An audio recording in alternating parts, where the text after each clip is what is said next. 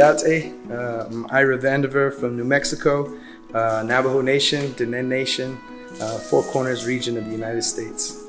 And we are Hempsters, and we're back to where it all started from. And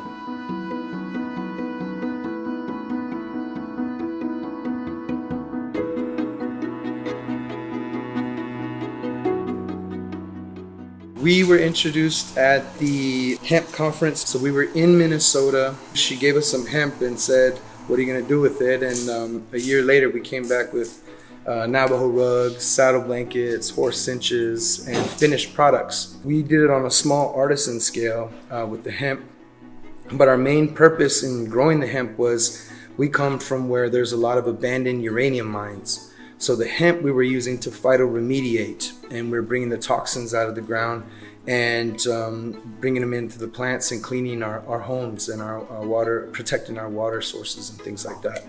I was working at a hospital. It got us out of the 9 to 5 and 60 hours a week and put us into the gardens, brought our kids out of schools, and we were able to homeschool them in the gardens and teach about this technology and make a living off of it. That was the most important part. So we're turning it into a culture and a lifestyle.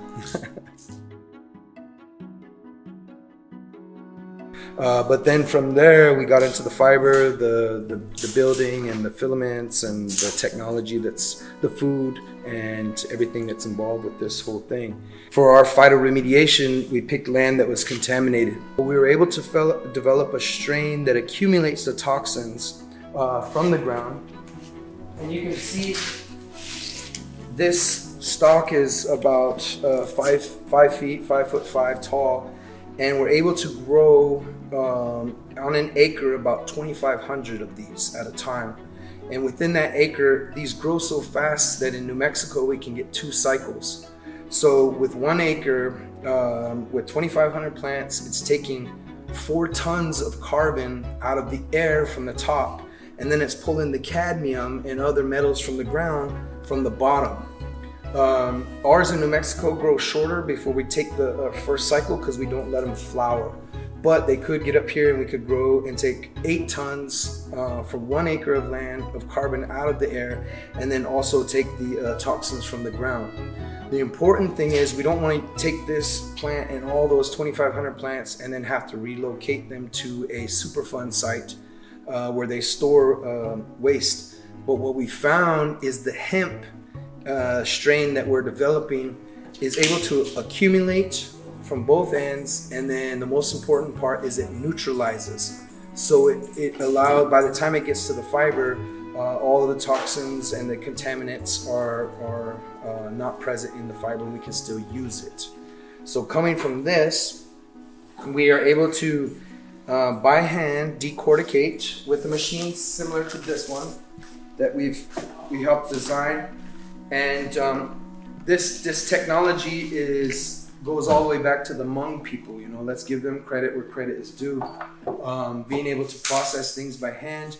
These are retted in the field for 4 days or so to loosen the fibers, and then pulled through this system. And this system is simple. It's very easy, and then all of a sudden you see this amazing fiber, which is strong. It has a huge R value. So the burn ratio, the torque ratio, everything about it is the medicine that comes off of this, animals eating this, everything about it is perfectly healthy. And you wonder why we don't have it. And then you look at the oil companies, the gas companies, the plastic companies, etc., etc. And now we realize why this beautiful plant has been repressed. But we're reviving it with Winona. We're trying to scale now. And then what you get is the hurd. And if you separate the hurd from the fibers, then you can put it into hemp board. You can put it into hempcrete. You can put it into hemp adobe.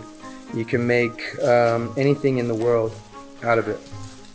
So on the Navajo Nation, we found that this hemp does a great marriage once it's all through the process with wool.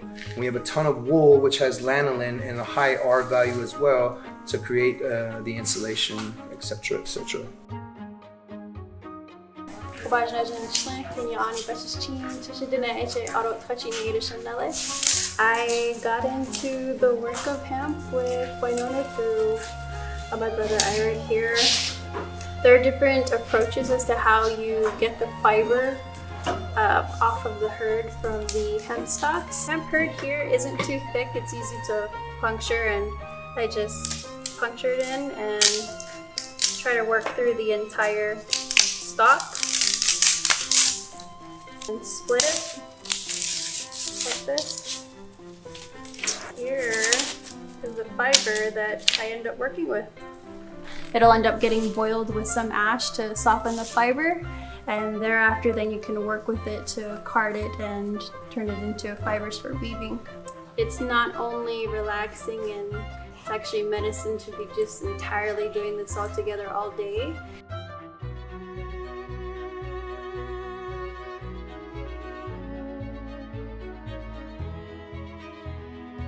Out of a large section, you're only going to get a small amount that's good for fine artisan threads.